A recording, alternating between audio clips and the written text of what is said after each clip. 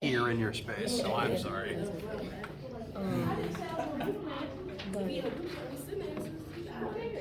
is her second time doing that, and she said like Morning all, how you doing? Morning. Like she's getting distracted. Excuse me. So, main plan for today is review for the upcoming test.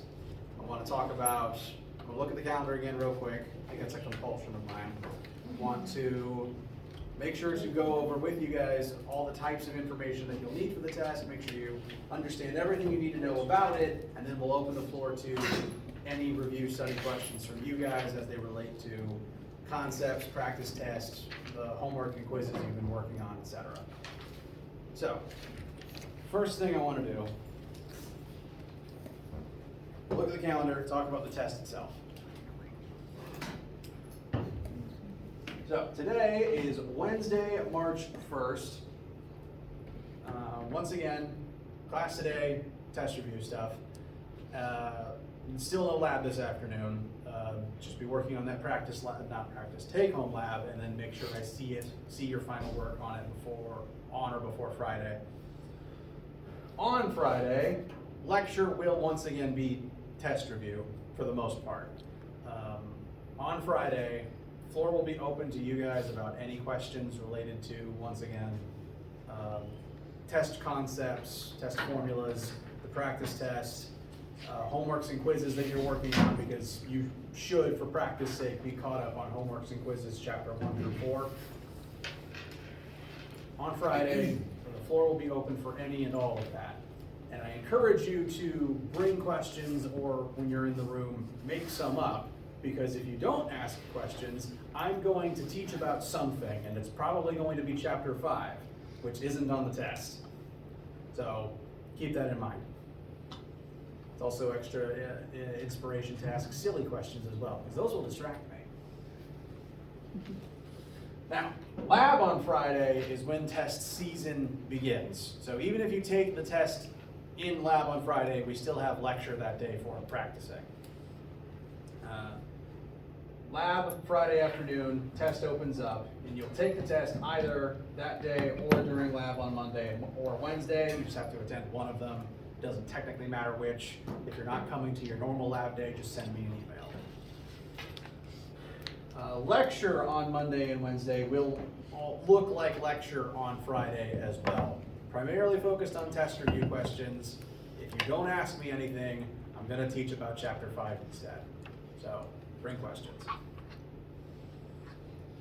And then on Friday, the 10th, you'll get your test back. We'll spend the whole day going over the answer key, making sure everyone understands exactly where all their points came from. Now, test itself. If you go to our Brightspace page, there's a whole tab dedicated to review stuff for this test. That includes a list of concepts of everything that will be on the test, a practice test, completely optional, but if you want things to study and practice, I designed this to be good practice for the test, and similarly an answer key for the practice test. You'll have to rotate it at 270 degrees, but it's here and you can check your answers. Will your test questions look like those practice questions? Fairly similar, yes. Now, if you've been looking over the practice test, I want to assure you, I do practice tests for every test and exam. And my mindset when making them is always to make the practice test longer and more difficult than the actual test. Because I'd rather you make mistakes here than on the thing that's worth 20% of your grade.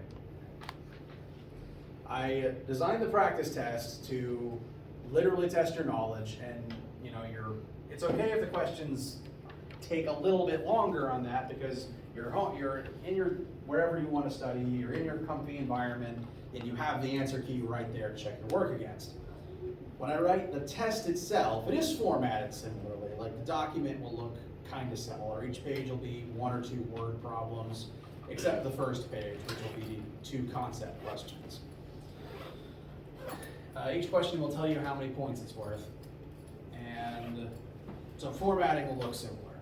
But my philosophy for writing the test question is a little bit different, or it's very different to writing practice questions. Because on the test, you know how on the homework, sometimes the questions are kind of riddly, and it might give you like information about, you know, Susie and Tommy's apples rolling down a hill, and then asks you to calculate the mass of the sun.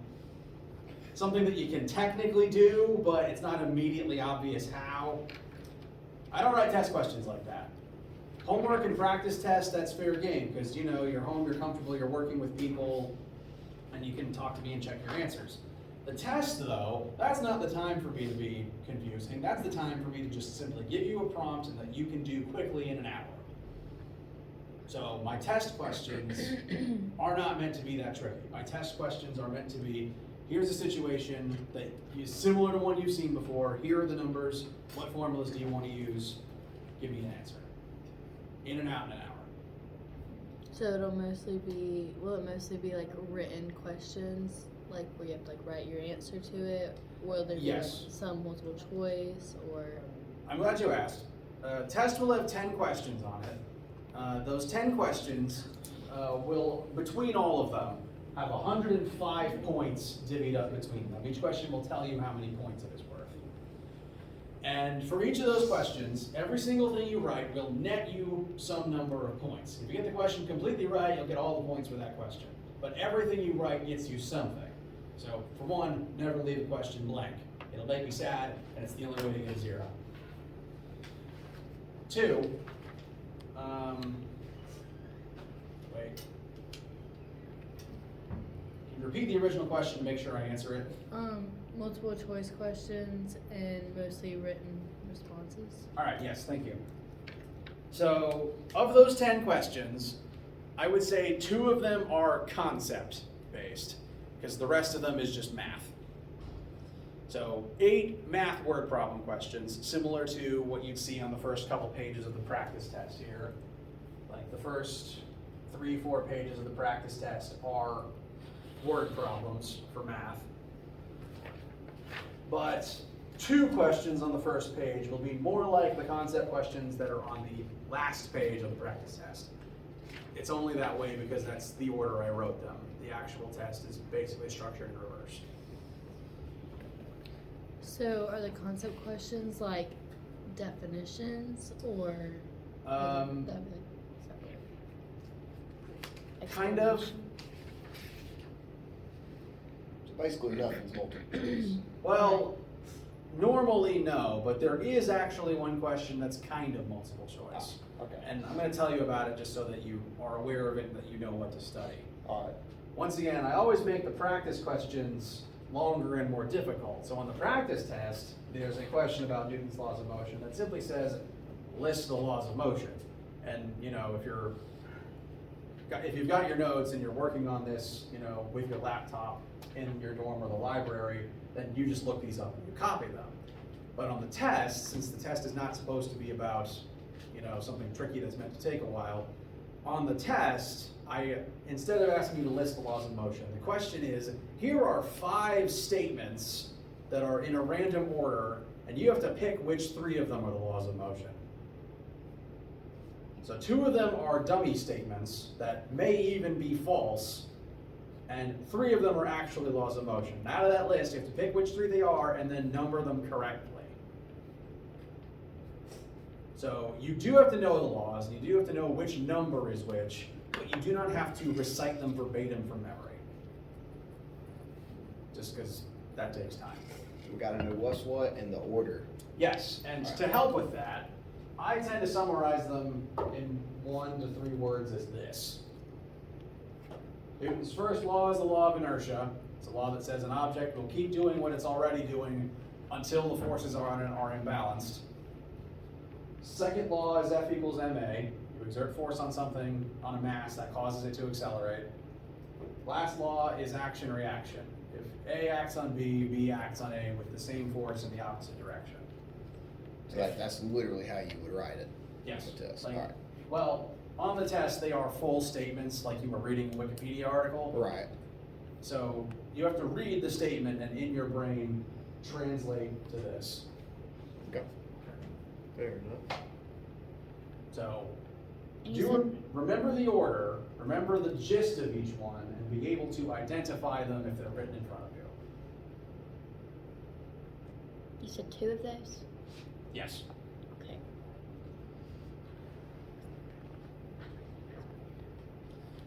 That's pretty much how I do all of the know the laws of questions, because on the second test, by that time, we'll have also talked about the laws of thermodynamics. So there'll be a similar question on test 2 for that. And then there's a third test at the end. The exam has both. The exam has laws of motion and laws of thermodynamics. Gotcha.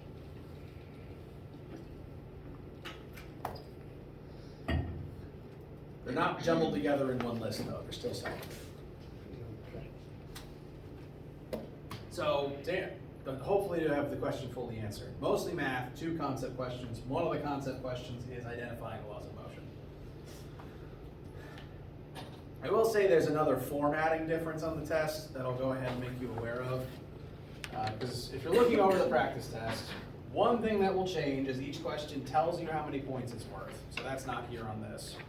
And then separately, note how, for example, question 9 has 2 parts to it. It asks for 2 different things labeled A and B. On the actual test, for the math questions that are arranged similarly, I put 2 lines labeled A and B here at the bottom of the free space for that question as spaces for you to write in your answer. Like, do all the work, and you still write your answer as part of your work, or at least I do. And then I ask, for my benefit really, it's a selfish request, for you to put your number answers in those spaces as well. Because then I can just look right at that box, and if it's right, and I move on. It just makes the grading faster. So it really is just a favor to me. I will admit that. Then if it's wrong, you can go back and look at.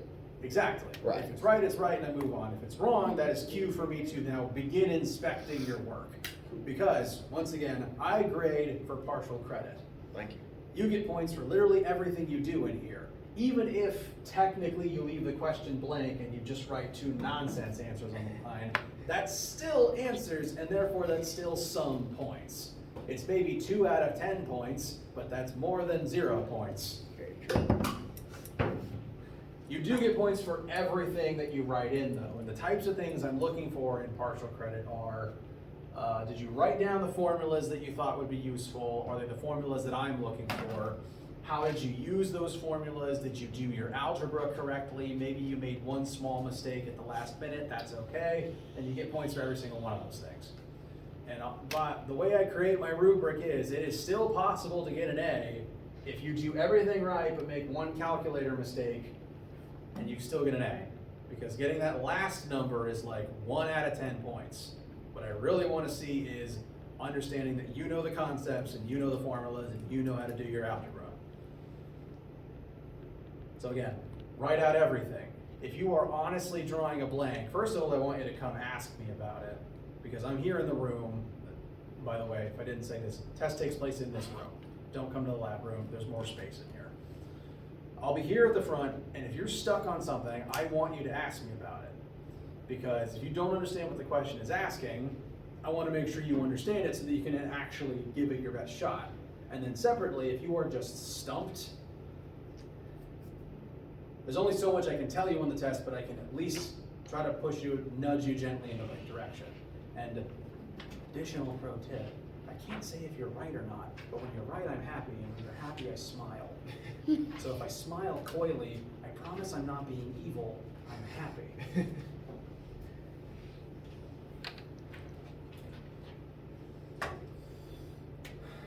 So leave nothing blank. It's the only way to get a 0. And even after talking to me, if you are honestly absolutely stumped, even a joke answer is better than none answer. Can we write anything on the formula sheet?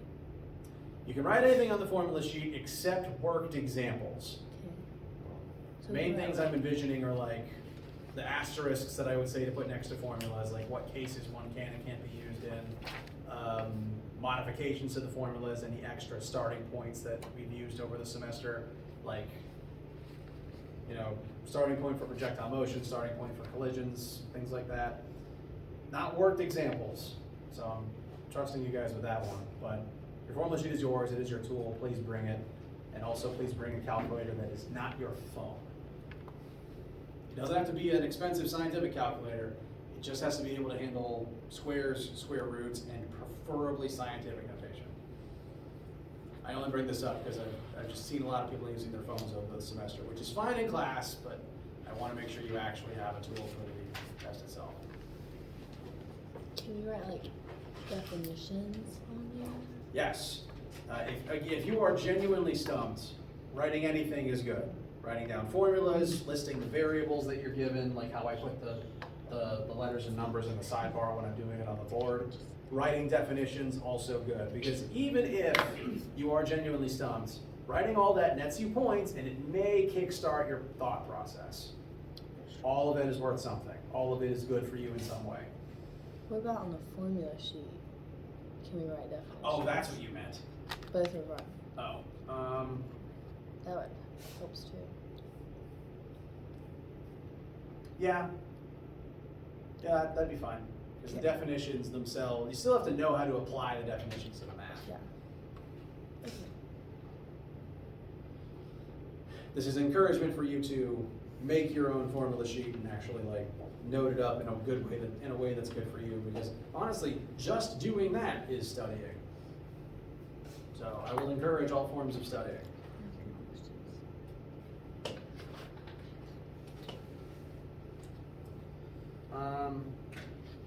I don't think I actually said this about the test yet. There's 105 points spread across the questions. Each one is just worth a different amount of them.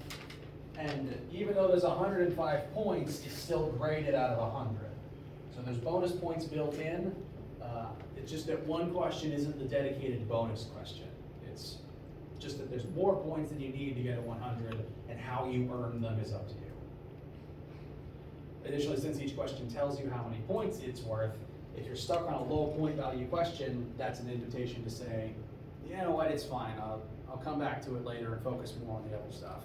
Alternatively, if you're really stuck on a big point value question, that means it's a hard question and it's like the one that's okay to get stuck on. Like of all the ones to get stuck on, the 20 pointer is the one that makes the most sense to be stuck on. And that'd be the one to make sure you've written the most things for. Yes.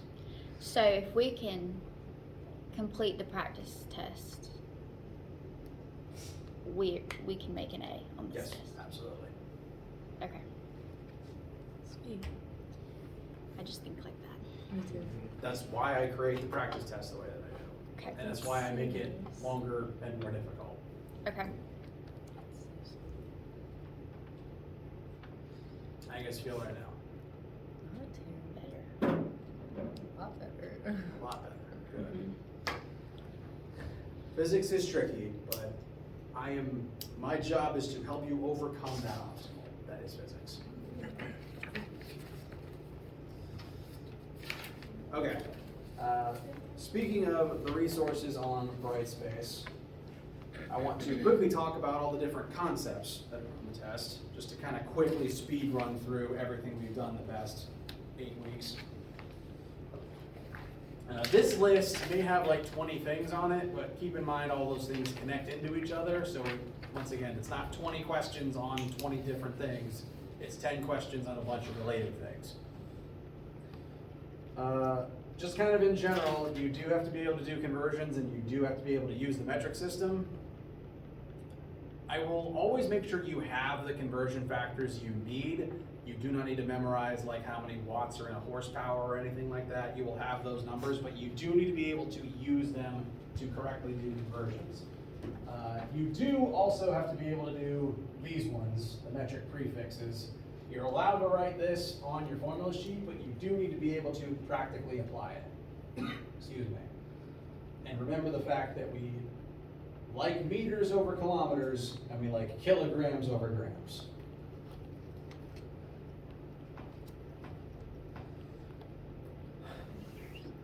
So I'd call that like the very first review things that we did.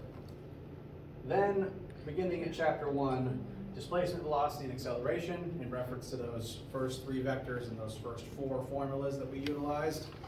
Make sure you're able to use those to accurately describe motion. That being both 1 and 2-dimensional motion. The premier case of 2D motion we've done is projectile motion. So that is referring to the types of questions where something gets thrown off a cliff or thrown through the air. So recognize that type of question, be able to look at each axis separately within that question. Excuse me. The fact that each axis needs to be noted separately is because these 3 things are vectors. Remember what a vector is, the fact that direction and axis is important in comparison to scalars like time, where it doesn't matter. And I'd say from here to here is chapter 1. Chapter 2 began with force and Newton's laws. Again, for Newton's laws, the thing to memorize is what each law is talking about in the order they're listed in. And we used those to describe force, of which there were several different types we discussed, but the main ones to definitely remember and be familiar with for the test are gravity. On Earth, we find the weight of an object with mass times 9.8. Normal force, the idea that surfaces push out of themselves as a reaction to something pressing into them, and that tends to be the force that keeps things still on level ground without crashing through the floor, or chairs, or whatever something's resting on. And friction, the force that opposes motion, and to be familiar with the formula for friction and how to find it based on coefficient of friction. We applied those forces to Newton's laws, and we used Newton's laws and force to then talk about work and power. The idea that work is the amount of energy a certain task takes. Work is the action of using, transferring, and transforming energy, and power is the rate at which that energy is used, transferred, or transformed. We talked about 2 different forms of energy, that being kinetic and gravitational potential. Remember the difference between them, be able to use their formulas, and remember that one can convert into the other and vice versa. Object flies up into the air, KE turns into GPE as it rises, and then from GPE back into KE as it falls.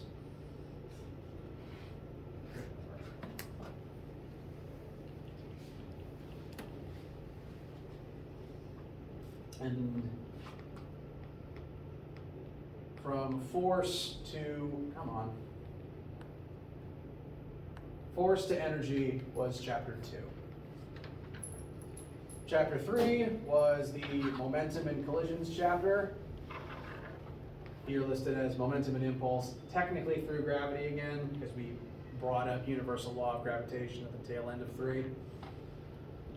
Momentum and impulse. Momentum is always conserved in collisions, and so you can use it to analyze, just as an example.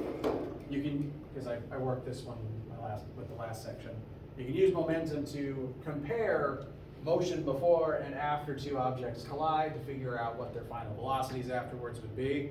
So for momentum, make sure that you can do collision type questions for both elastic collisions and inelastic collisions. You got to remember the difference between them, and remember that inelastically, momentum is the only thing conserved, whereas elastically, kinetic energy is also conserved.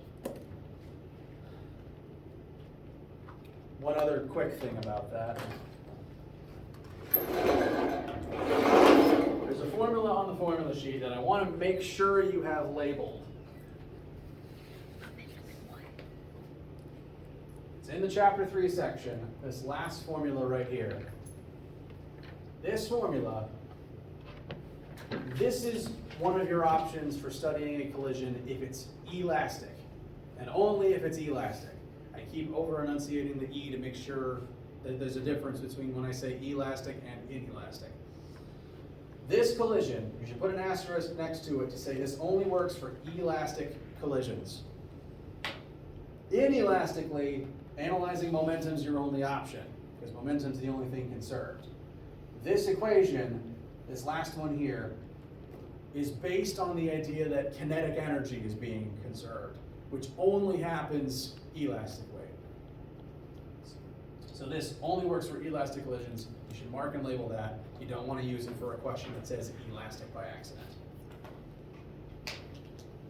Okay, the bottom one's for elastic, right? Yes, this one right here. V1 initial minus V2 initial equals V2 final minus V1 final. That's elastic only. Okay. And then the one above it is for inelastic. Well, it technically works for both, but yes, this is your only option for inelastic. Elastic, you have 3 options technically. Okay. Is that a 1 or an F? On These? those? Oh, that's an F. Okay. I apologize. Well, I've got the formula sheet up. This is a bit of an aside. I do recommend kind of using the formula sheet as a study tool. Like, make sure you look over. If you look over it, make sure that you understand what all the formulas are and where they're used. But in saying that, I want to make it clear. If you're looking over said formula sheet and trying to remember what they all do, there's actually 2 on here from a previous section that I didn't edit out. This second last equation is the one for torque. Torque equals radius times force. You do need that, but you're not going to need this part. So you can cross out this last piece. And likewise, you can cross out this last formula. So we didn't do any math for angular momentum. So make sure to label that formula I just mentioned, and you can cross out these parts just in case you're using the study tool and want to avoid confusion.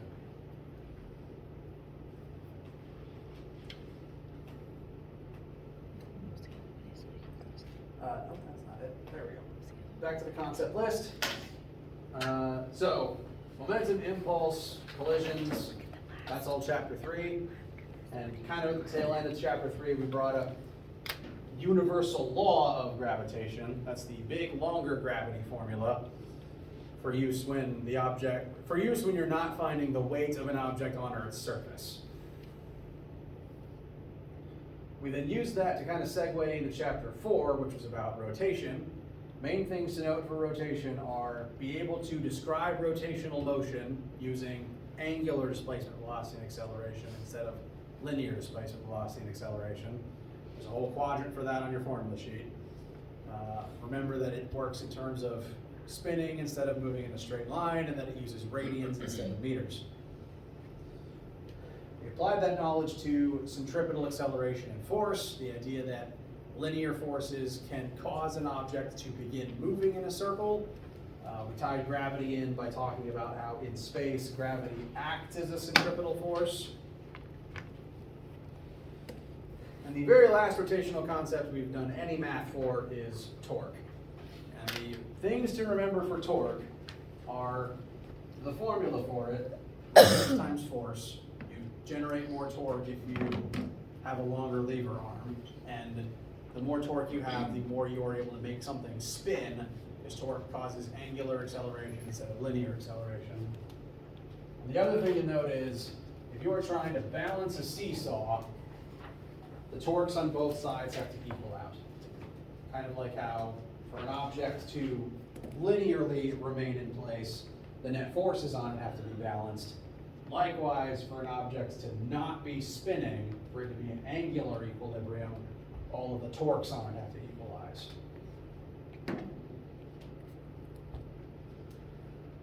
But whereas forces can point in any direction, torques can really only spin either to the left or to the right.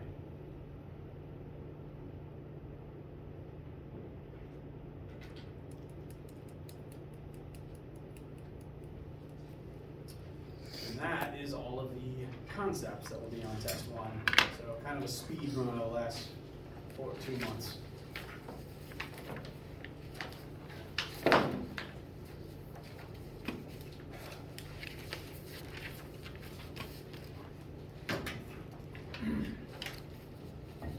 you guys feel right now? All right. So, things you should be studying and practicing leading into whenever you take the test are making sure you understand all these concepts listed here. If you're staring at one of them and you can't remember what it does, that means you should review it. Going over and completing the chapter 1 through 4 homeworks and quizzes on Achieve. I forgot how to speak English for a second there. Going over the chapters 1 through 4 homeworks and quizzes on Achieve, because those are also good practice. If you can do those, again, I write the test questions to be done in a shorter amount of time. So if you can do the Achieve homework, you can do the test. So catch up on those, especially because the homework is graded, so you're helping your score 2 ways there.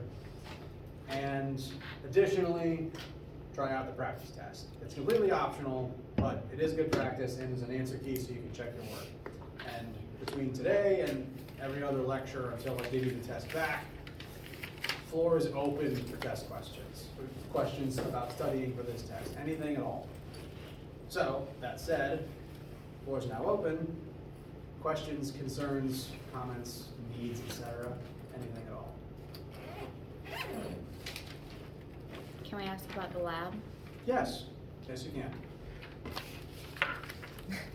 I'm confused on question number 2. 2. Well, please, I don't have it pulled up and I've forgotten the exact wording. You want me to read it to you? Yes, well, I am also loading it, but that is the merry-go-round. Yes. Yeah. All right. So, let's talk about merry-go-rounds. Now, I'm going to draw this as seen from above, and depending on the merry-go-round, this would also involve an amount of x-ray vision, if it's like the big kind with a roof. But a merry-go-round is technically a big circle that is spinning around a central point, and most people tend to either be sitting or holding on some distance away from the center. Most people don't usually just ride along the edge, but if you're sitting here, and this is like the merry-go-round, the type of merry-go-round where you're sitting on the horse or something, and just holding onto that bar in the middle, you're sitting here, and your rotational radius will be your distance from the center. That's not the radius of the entire disc that you're sitting on, but that would be your rotational radius, and that determines your rotational data. So the number it gives for how far you're sitting from the center, you can treat as R for all your math. It's 2 meters.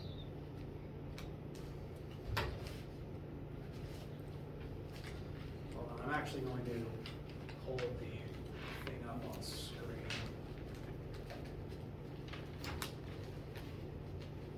If I can find where I saved the most recent copy.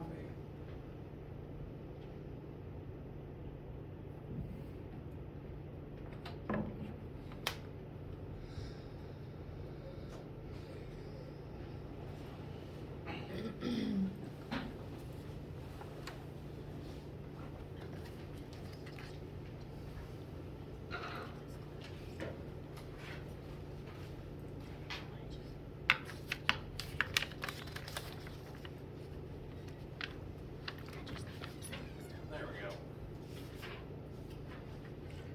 So, here we have a person they're standing. They're not even sitting.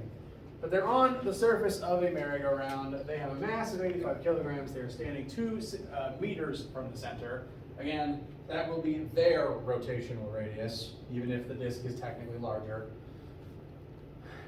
And the ride is rotating at a constant speed of 1 radian per second.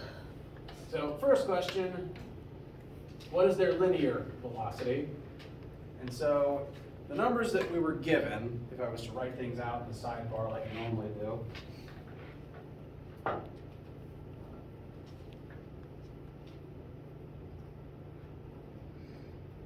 we've got mass already in kilograms, which is nice. We've got our rotational radius of 2 meters. And we have a constant angular velocity of 1 rad per second. And the first thing we've been asked for is linear velocity.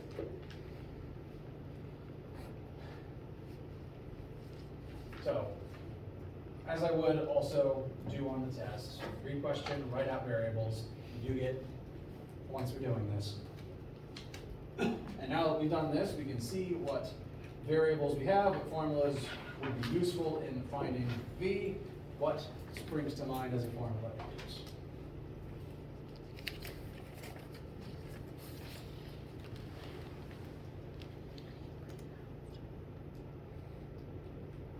We can do R times,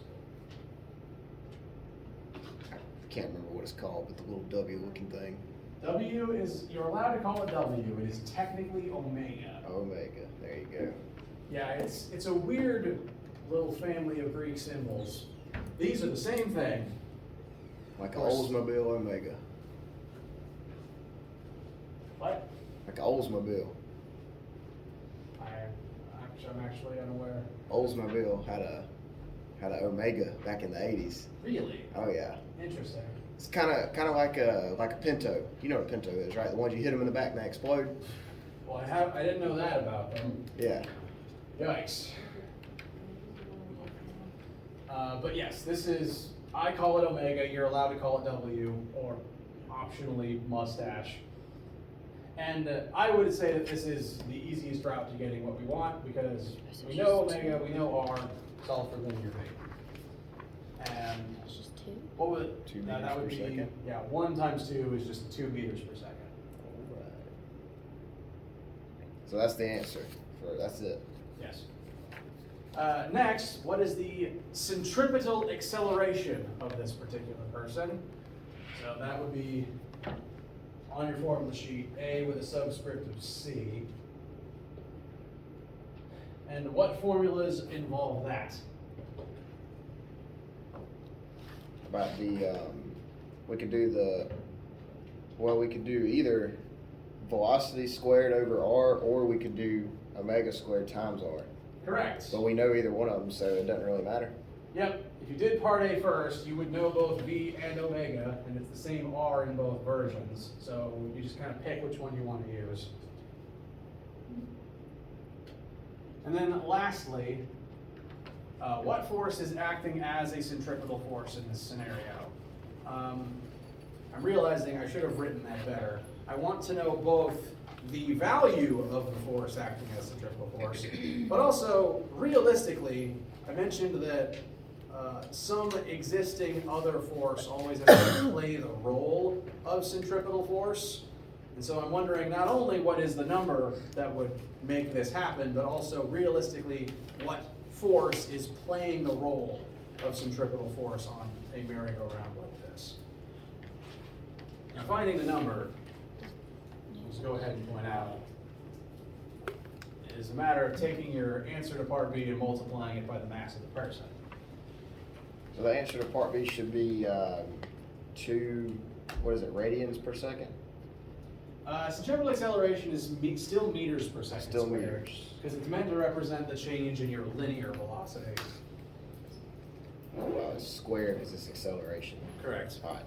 Now, as for the identity of the centripetal force here, the exact wording of the question says that they are standing on its surface, and so the force that would keep them attached to the disk moving in a circle would actually just be the friction acting on their feet, the static friction holding them in place. Because if friction gave out, they'd slide off the disk and fire off in a straight line.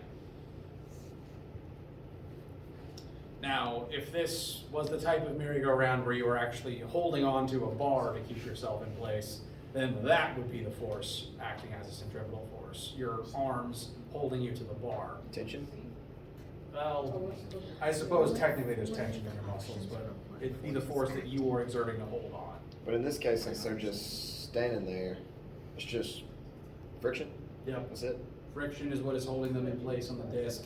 If friction gives out, they are no longer going to move in a circle. Okay. Okay.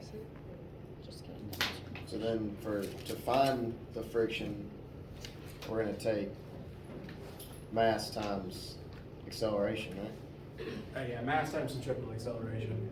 In a completely frictionless world, if you were standing on this merry-go-round when it was stopped, and then the merry-go-round started, Friction is what keeps you spinning with the merry-go-round. But if friction didn't exist, you'd be standing in place and the merry-go-round would just start rotating under you and it would just completely slide under your feet. That would be pointless.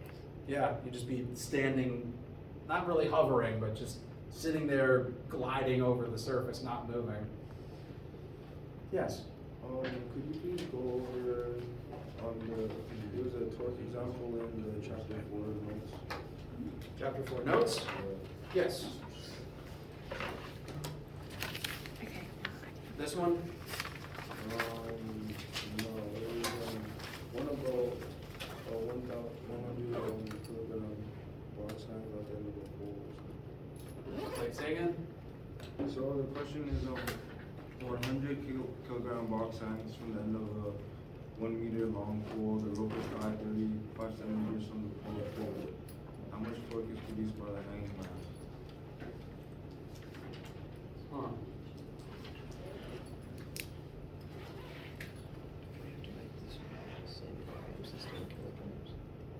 I Does don't, he want kilograms? He wants kilograms. Oh, okay.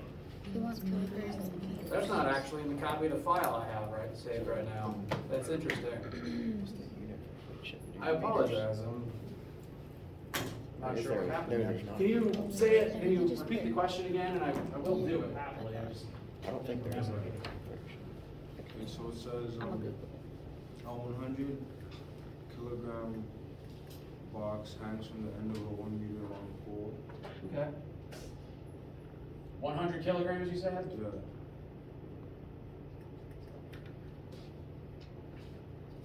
And the pole is 1 meter long? Yeah, and it Okay. says the rope tied is 35 centimeters from the post pivot.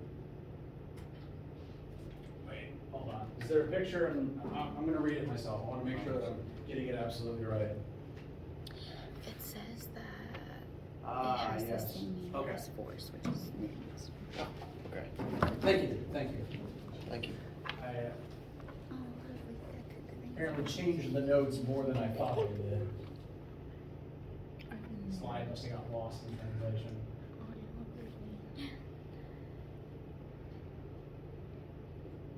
All right. So this scenario is meant to kind of, my inspiration for this was like old street signs on like stores where you've got, you know, the sign hanging from a post over everyone's head so they see it as they're walking along under it. Now, those things have mass, and that mass is gonna generate gravity, a force that's going to act at the end of this pole, which usually can rotate about where it's attached to the wall, so that you could, you know, lower it and let it hang down on the ground if it's gonna storm that day. So, the force of gravity from this sign, the weight of this sign is gonna act as a force 1 meter away from this fulcrum. And that's gonna generate a certain amount of torque. So I'm gonna call that torque sign. It's gonna be equal to the sign's distance from the pivot and the times the force the sign is going to exert on the pole. And in this case, that force is gonna be the weight of the sign. The sign's gonna pull down based on how much it weighs. And so to find this number, I would plug in the 1 meter radius times the weight of the sign, which is not gonna be its mass by itself, it's gonna be its mass times 9.8. So this is the sign's weight, which is the force it's exerting 1 meter from the fulcrum of the signpost. And so the torque the sign generates would be equal to 980 Newton meters. And specifically, if we were standing on this side of this sign looking at it, this force in this direction on the post would try to make it rotate this way, kind of like the hands of a clock. And so that would be it. The thing with rotational vectors is they do exist, but you can only ever rotate forwards or backwards, unlike how linearly you can move in any direction you want. So this torque is going to point clockwise. because it wants to make the signpost rotate in the clockwise direction. Now, you don't want the signpost to rotate at all, really. You want it to hang here like this so that the sign remains in place. And in order to do that, you have to support it in some way by usually attaching a rope to it that will generate torque in the opposite direction. So like how this mass only stays in place because there's gravity down and normal force up canceling out.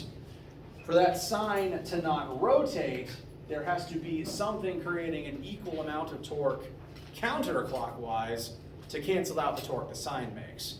And this is in reference to, I've already erased it. Balancing out the torques on a seesaw. All the torque trying to make something spin in one direction has to be canceled out by torque trying to make it spin in the other direction. And that other torque here is coming from this rope. This rope is going to pull up on the signpost, and that's naturally going to attempt to make it spin in the other direction, or at the very least create torque in the other direction. So that is the torque that will oppose this 980 newtons. And that means that rope has to create 980 newtons of torque, but in the opposite direction. So this rope, torque rope, would need to logically then be also 980 newton meters, just in the opposite direction for the torque's sake. And since it's acting at a different radius than the sign, it's going to need a different amount of force to create the same torque. So I'm going to reuse the original equation, radius times force. Except now the radius is 35 centimeters, and we're solving for how much force is needed to create that torque at that distance. So 980 divided by 0.35, that would be nearly 3,000 newtons, I think.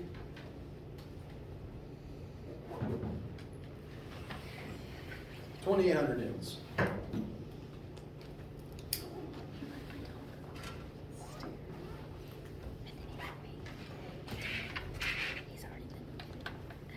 So even though the sign only weighs 980 newtons, the rope, if you tie it here, has to exert nearly 3 times that amount of force to keep the sign in place. So this is, I would say, not a very efficient design. And you need a really strong rope. Most historical signs like this would have a more complicated structure of ropes and posts kind of all over the thing to hold it in place so that one rope wouldn't have to create that much force. Also, most signs tend to be lighter than that because my mass is 100 kilograms. That's just way too heavy for a road sign. But did that answer your question? Yes, thank you. You're welcome. How do you guys feel?